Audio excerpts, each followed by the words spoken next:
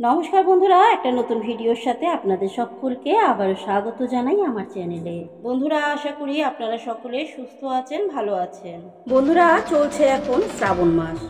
তো শ্রাবণ মাসের এই তৃতীয় সোমবারে একটি বিশেষ কাজ, যে কাজটি করলে সংসারে কখনোই টাকার অভাব অনুভব করবেন না। কী সে কাজ বন্ধুরা, সবটাই আমরা জানবো, কিন্তু জানবার আগে আমার চ্যানেলটা সাবস্ক্রাইব করে বেল বাটনটা প্রেস করতে কিন্তু ভুলবেন না।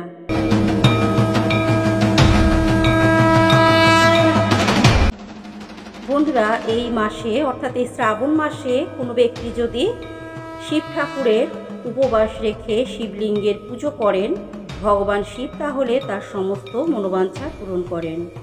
ধর্মীয় বিশ্বাস অনুযায়ী এই মাসে বিশেষ কিছু কাজ যেগুলো করলে ভগবান শিব অত্যন্ত খুশি হন, তার ভক্তের মনোবাঞ্ছাও তিনি পূর্ণ করেন।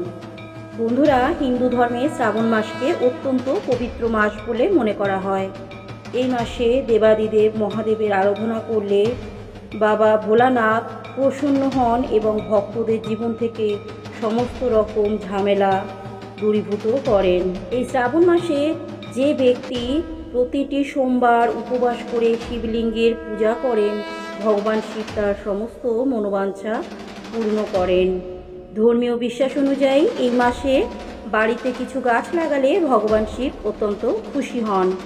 আসুন জেনে নিই বন্ধুরা, শ্রাবণ মাসে কোন সেই বিশেষ কাজ যেগুলো করলে ভগবান শিব অত্যন্ত খুশি হবেন এবং ভক্তের মনোবাঞ্ছা অচিরেই পূরণ করবেন।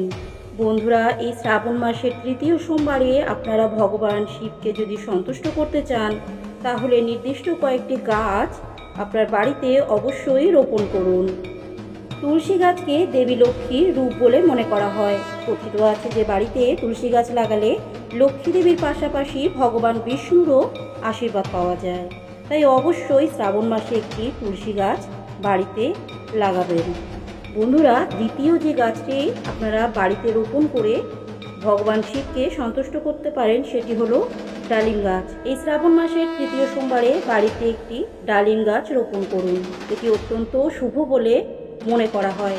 এটি প্রয়োগে ঘরের পরিবেশ ভালো থাকে এবং নেতিবাচক সকল শক্তির অবসান হয়। শুধু তাই নয় বন্ধুরা, তন্ত্রমন্ত্রের সকল রকম কুপ্রভাব থেকে সংসারকে মুক্ত রাখা যায়। তৃতীয় গাছটি হলো বন্ধুরা বট গাছ। আপনি এই মাসে অর্থাৎ এই শ্রাবণ মাসে একটি বট গাছ লাগাতে পারেন। তবে মনে রাখবেন, বাড়িতে কখনোই বট গাছ লাগাবেন না, বরং পার্ক বা রাস্তার ধারে অবশ্যই বট গাছ রোপণ করতে পারেন। বন্ধুরা, পারিবারিক সুস্থতার জন্য অবশ্যই একটি বট গাছ রোপণ করতে পারেন।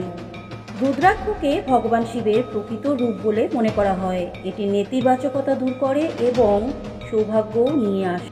কথিত আছে যে কেউ যদি শ্রাবণ মাসে একটি রুদ্রাক্ষ গাছ লাগান, তাহলে ভগবান ভোলানাথ আবির্ভূত হন এবং তাকে আশীর্বাদ প্রদান করেন।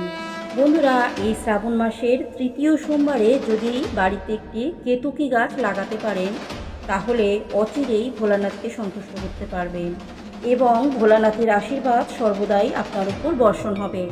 বন্ধুরা, ধর্মীয় মতে কেতকী গাছকে লক্ষ্মী দেবীর প্রতীক হিসাবে বিবেচনা করা হয়। বাড়িতে এই গাছ যদি লাগাতে পারেন, তবে সর্বদাই ধনসম্পদ বজায় থাকবে সংসারে। বন্ধুরা, এই শ্রাবণ মাসে আকন্দ ফুলের গাছ রোপণ করা অত্যন্ত ফলদায়ক বলে বিবেচিত হয়েছে। এই উদ্ভিদ দুটি রঙে আসে, একটি নীল রং এবং অন্যটি সাদা রং। সাদা মূর্তিটি দিব্য এবং এটি ভগবান ভোলানাথের খুবই প্রিয় রং। ঘরে যদি এই গাছ লাগাতে পারেন, তাহলে সকল প্রকার নেগেটিভিটি থেকে মুক্তি পাবেন। বন্ধুরা, অর্থপ্রাপ্তি এবং সংসারে সুখ শান্তি বজায় রাখার জন্য এই শ্রাবণ মাসে অবশ্যই এই কাজটি করে ফেলুন। বন্ধুরা, আজকের এই পর্বটি এ পর্যন্তই। ভিডিওটি ভালো লাগলে লাইক কমেন্ট করতে ভুলবেন না, চ্যানেলটা সাবস্ক্রাইব করে বেল বাটনটা ক্লিক করতে কিন্তু ভুলবেন না। দেখা হবে একটি পরবর্তী ভিডিওর সাথে, একটি পরবর্তী পর্বের সাথে। আজকের মতো আপনাদের কাছ থেকে বিদায় নিচ্ছি।